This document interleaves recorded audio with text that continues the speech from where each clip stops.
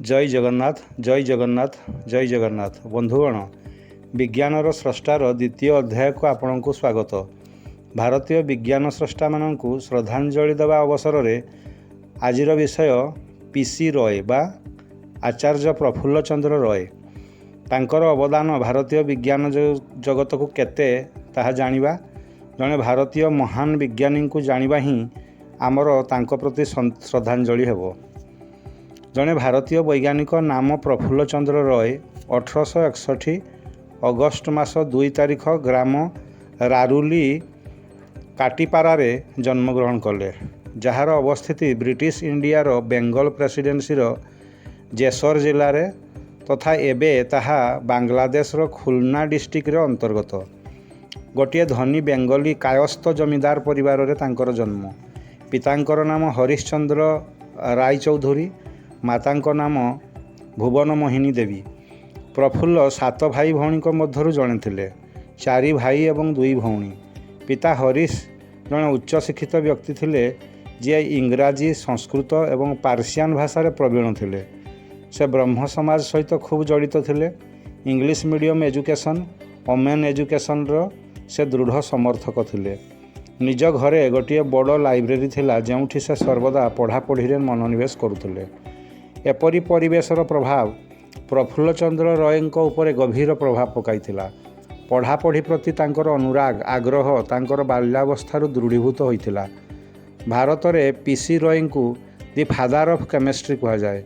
1882 तांको the university of Edinburgh तरफरु गोटे फेलोशिप ऑफर मिलिथिला। तांको बयस अनुसार तांकर धी शक्ति अत्यंत प्रखर थिला। जड़े बेंगली युवक हिसाब से तांकर पढ़ापढ़ीर अद्भुतपूर्व सफलता आधार में तांकू से फेलोशिप मिलिथिला। ब्रिटेन रे पढ़ापढ़ी कले। बैचलर ऑफ साइंस डिग्री पर 1887 रे पीएचडी डिग्री प्राप्त कले। से समय रे ऑर्गेनिक केमिस्ट्री रो क्रेज थिला, हेले प्रफुल्ल चंद्र रॉय इनऑर्गेनिक केमिस्ट्री प्रति अधिक आकर्षित हेले। से मिनेराल सॉल्ट जेपरी सल्फेट्स एवं नाइट्रेट्स रो स्पेशलिस्ट वैज्ञानिक बनीगले। 1888 रे भारत फेरी आसी दि प्रेसिडेंसी कॉलेज कलिकता रे अध्यापना करने को लगिले। जेहेतु से भारतीय थिले तेणु तांको ब्रिटिश राज रे भल पदवी मिलला नहीं। रॉय जड़े स्पष्टवादी निर्भीक बंगाली राष्ट्रवादी व्यक्ति बनीगले। निजर रसायन विज्ञान गवेषणा रे संपूर्ण मनोनिवेश कले। हठात दिने गोटे ऐतिहासिक आविष्कार कथा घोषणा कले। ताहा थिला गोटे नुआ रासायनिक द्रव्य जार नाम मर्कुरस नाइट्रेट। यह बड़ आश्चर्यर कथा जे कौनसी पाश्चात्य रसायनविद ए मर्कुरस नाइट्रेट एपर्यंत आविष्कार करि नथिले। प्रफुल्ल चंद्र रॉय तांकर ए सफलता को नहीं अनेक पत्रिकार पृष्ठा मंडन करथिले।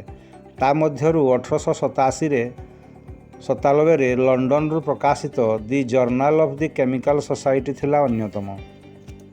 प्रफुल्ल चंद्र भारत में गोटे नुआ स्कूल ऑफ केमिस्ट्री निर्माण कले, जो स्कूल को अनेक भारतीय छात्र आकृष्ट होई सेठारे पढ़िबा तथा गवेषणा करने को आग्रह प्रकाश कले। सेठारे रसायन विज्ञान नुआ नुआ गवेषणार द्वार उन्मुक्त हो पारिला। 1916 रे Prafulla Chandra Roy Kolkata university college of science रे अध्यापक भाव में जॉइन कले। सेठारे मध्य से गोटे नुआ केमिस्ट्री स्कूल खोलिले। सही ठारू ही से तांकर चाकरी अवसर ग्रहण करथिले। 1936 मसीह मिस्टर रॉय तांकर परोपकार गुण दान तथा भारतीय मुक्ति संग्राम रे लुचा रुचि पाई विख्यात थिले। से गोटे सरल जीवन अल्प अर्थरे चली जीवार जीवनशैली को आपणाई खुशी रे कटाई थिले तांकर जीवन। 1921 मसीह तांकर चाकरीर पूरा दरमा को Kolkata university department of chemistry को दान कर देथिले। से अर्थरे केमिस्ट्री रिसर्च एवं छात्र वृत्तिर व्यवस्था कराइथिले। तांकर नम्र स्वभाव विनय और सरलता तांको छात्र छात्री मानक बेस आकृष्ट करि पारथिला। तांको समसामयिक वैज्ञानिक एवं गवेषक मानकु इनऑर्गेनिक केमिस्ट्री रे अधिक गवेषणा करिबा पई यथेष्ट उत्साहित करथिला। प्रफुल्ल चंद्र को रसायन विज्ञान इतिहास विषय में बेस रुचि थिला। तेणु 1902 मसीह 1908 मसीह गवेषणा करी भारतीय रसायन इतिहास गवेषणा लब्ध तथ्य को नहीं गोटे बही से लिखिले। बहीर नाम थिला a history of chemistry in ancient and medieval India. Bharat स्वाधीनता पर भारत सरकार तांकर से पुस्तक आधार में गोटे पुस्तक प्रकाश कले जार नाम थिला a history of Hindu chemistry. यह 1956 मसीह प्रकाश पाइथिला।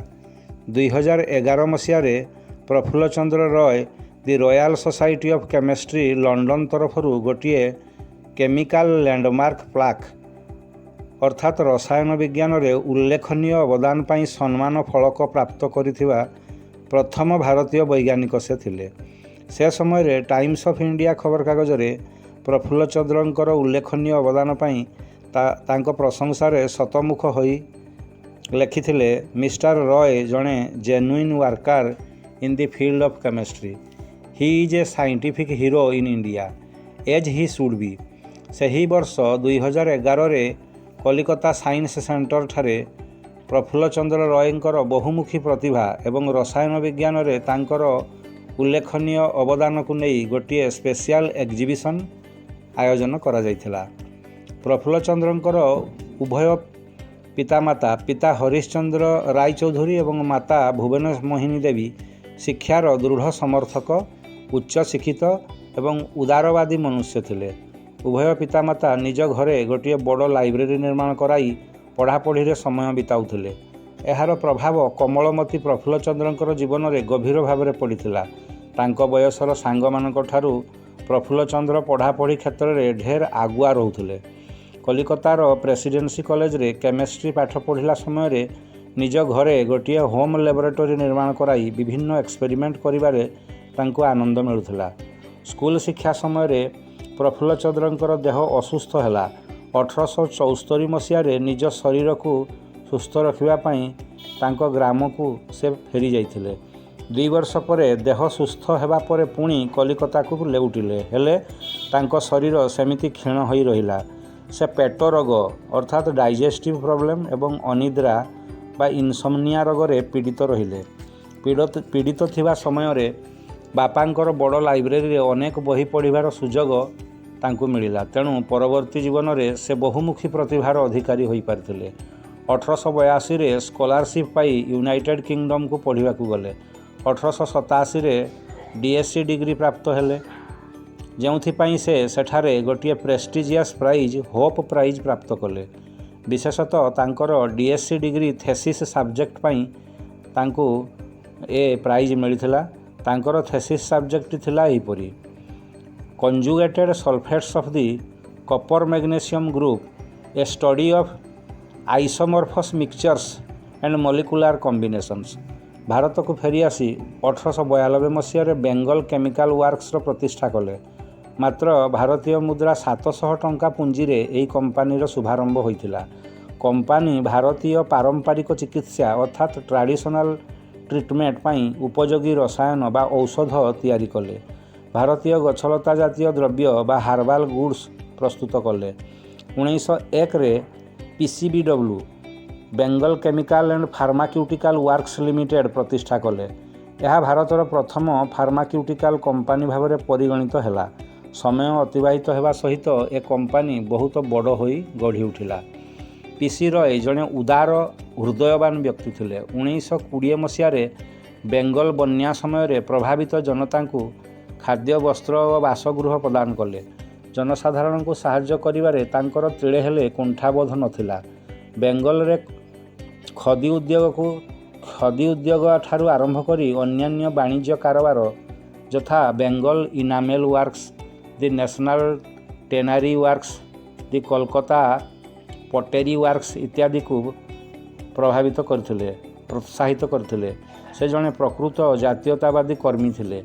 से जाति प्रथार दृढ़ विरोधी थिले। मृत्यु पर्यंत जाति प्रथा तथा अन्यान्य भारतीय सामाजिक व्याधि विरुद्ध रे स्वर उत्तोलन करने को पछाई नथिले। बंधुगण, शुणा जाए युवावस्था प्रफुल्ल चंद्र निज श्रेणीर क्लास को स्किप करी गछ उपरे चढ़ी विभिन्न पुस्तक पढ़ुथिले। तांकर बहुमुखी प्रतिभार यह ही कारण थिला। से एते सुंदर पढ़ाउथिले जे जड़े डेडिकेटेड प्रोफेसर हिसाब रे जेनेरेशन्स ऑफ इंडियन साइंटिस्ट को से प्रभावित करिपारथिले। शुणा जाए प्रफुल्ल चंद्र फ्यूचर फ्रीडम फाइटर सृष्टि करिबारे बेस ଦକ୍ଷ ଥିଲେ। ଲୁଚା ଛପାରେ ବ୍ରିଟିଶ ସରକାରଙ୍କ ବିରୁଦ୍ଧରେ ବିଭିନ୍ନ ରସାୟନକୁ ସୁରକ୍ଷିତ ଭାବରେ କିପରି ବ୍ୟବହାର କରିହେବ ତାର ପ୍ରଶିକ୍ଷଣ ସେ ପ୍ରଦାନ କରୁଥିଲେ। ଶୁଣାଯାଏ ପ୍ରଫୁଲ୍ଲଚନ୍ଦ୍ର ରୟ ବ୍ରିଟିଶ ରାଜର ଖୋଲାଖୋଲି ସମାଲୋଚନା କରିବାକୁ ପଛାଉନଥିଲେ। ଭାରତୀୟ ବୈଜ୍ଞାନିକ ଓ ପ୍ରଶାସକମାନେ ବ୍ରିଟିଶ ବୈଜ୍ଞାନିକ ଓ ପ୍ରଶାସକଙ୍କ ଠାରୁ ଯେ ଢେର ଦକ୍ଷ ତାହା ସେ ପ୍ରମାଣ ସହିତ ବ୍ୟାଖ୍ୟା କରିବାକୁ ପଛାଉନଥିଲେ। ଭାରତୀୟ ପୁରାତନ ସଂସ୍କୃତ ପାଣ୍ଡୁଲିପିରେ ବର୍ଣ୍ଣିତ ହୋଇଥିବା ରସାୟନ ବିଜ୍ଞାନର ସୂତ୍ରଗୁଡ଼ିକୁ ତାଙ୍କର ପୁସ୍ତକ ଏ ହିଷ୍ଟ୍ରି ଅଫ୍ ହିନ୍ଦୁ କେମିଷ୍ଟ୍ରିରେ ବର୍ଣ୍ଣନା କରି ଏହା ସେ ପ୍ରମାଣ କରିବାକୁ ଚେଷ୍ଟା କରିଥିଲେ ଯେ ଭାରତୀୟ ସମାଜ ସଂସ୍କୃତି ଓ ଭାରତୀୟମାନେ କୌଣସି କ୍ଷେତ୍ରରେ ପଛୁଆ ନୁହନ୍ତି। ଭାରତରେ ଉପନିବେଶ ସ୍ଥାପନ କରି ଭାରତର ଧନରତ୍ନ ଲୁଣ୍ଠନ କରି ଭାରତର ପୁରାତନ ଶିକ୍ଷା ବ୍ୟବସ୍ଥାକୁ ଧୂଳିସାତ୍ କରି ବ୍ରିଟିଶ ରାଜ ଏହା ପ୍ରମାଣ କରିପାରିବନି ଯେ ଭାରତରେ ଶିକ୍ଷା ବ୍ୟବସ୍ଥା, ବିଜ୍ଞାନ, ସଂସ୍କୃତି ଓ ଭାରତୀୟ ମୂଲ୍ୟବୋଧ ଏମିତି ଶସ୍ତା ଅଟେ। ଏମିତି ଖୋଲାଖୋଲି ବ୍ରିଟିଶମାନଙ୍କୁ ସମାଲୋଚନା କରିବାଟା ପ୍ରଫୁଲ୍ଲଚନ୍ଦ୍ର ରୟଙ୍କର ସାହସିକତାର ପରିଚୟ ଦେଇଥାଏ। ପ୍ରଫୁଲ୍ଲଚନ୍ଦ୍ର ରୟଙ୍କର ଦ୍ୱାରା ଲିଖିତ ପୁସ୍ତକ ଗୁଡ଼ିକ ହେଲା life and experiences of a Bengali chemist, ବେଙ୍ଗଲେର ମସ୍ତିଷ୍କ ଓ ତାହାର ଅପବ୍ୟବହାର, ଆତ୍ମଚରିତ, essay and discourses, a history of Hindu chemistry, India before and after the mutiny, ପ୍ରବନ୍ଧ ସଂଗ୍ରହ, ମେକର୍ସ ଅଫ୍ ମଡର୍ଣ୍ଣ କେମିଷ୍ଟ୍ରି 1925 ଇତ୍ୟାଦି। ପ୍ରଫୁଲ୍ଲଚନ୍ଦ୍ର ରୟ ସାରା ଜୀବନ ଜଣେ ଅବିବାହିତ ମଣିଷ ହୋଇ କଟାଇଥିଲେ। କଲିକତା ସାଇନ୍ସ କଲେଜରେ ଗୋଟିଏ ଲ୍ୟାବୋରେଟୋରୀ ରୁମ୍ରେ ଦୀର୍ଘ 25 ବର୍ଷ ତଥା ଜୀବନର ଶେଷ ମୁହୂର୍ତ୍ତ ପର୍ଯ୍ୟନ୍ତ ସେ ରହିଥିଲେ। 1936 ମସିହାରେ 75 ବର୍ଷ ବୟସରେ ପ୍ରଫେସର ଏମିରିଟସ୍ ଅର୍ଥାତ୍ ସମ୍ମାନିତ ଅବସରପ୍ରାପ୍ତ ପ୍ରଫେସର ଭାବରେ ଅବସର ଗ୍ରହଣ କଲେ। ଜୁନ୍ 16, 1944 ମସିହାରେ 82 ବର୍ଷ ବୟସରେ ପ୍ରଫେସର ପ୍ରଫୁଲ୍ଲଚନ୍ଦ୍ର ରୟ ଇହଲୀଳା ସମ୍ବରଣ କରି ଆରପାରିକୁ ଚାଲିଗଲେ। ବନ୍ଧୁଗଣ, ଭାବି ହୁଏନି ଏପରି ମଣିଷ ଆଉ ଏ ଭାରତ ଭୂମିରେ ଜନ୍ମ ନେବେ କି ନାହିଁ, ଯେଉଁମାନଙ୍କର ତ୍ୟାଗ ଓ ବଳିଦାନ ଦ୍ୱାରା ଭାରତ ଆଜି ବଳିୟାନ। ଆଶା ଆପଣମାନେ ଏ ଭିଡ଼ିଓଟିକୁ ଦେଖି ଆମ ବିଜ୍ଞାନ ସ୍ରଷ୍ଟାମାନଙ୍କୁ ଶ୍ରଦ୍ଧାଞ୍ଜଳି ଦେବେ ଏବଂ ଆପଣଙ୍କର ପରବର୍ତ୍ତୀ ପିଢ଼ିଙ୍କୁ ଏ ବାର୍ତ୍ତାଟିକୁ ସେୟାର କରିଦେବେ। ଜୟ ଜଗନ୍ନାଥ, ଜୟ ଜଗନ୍ନାଥ, ଜୟ ଜଗନ୍ନାଥ।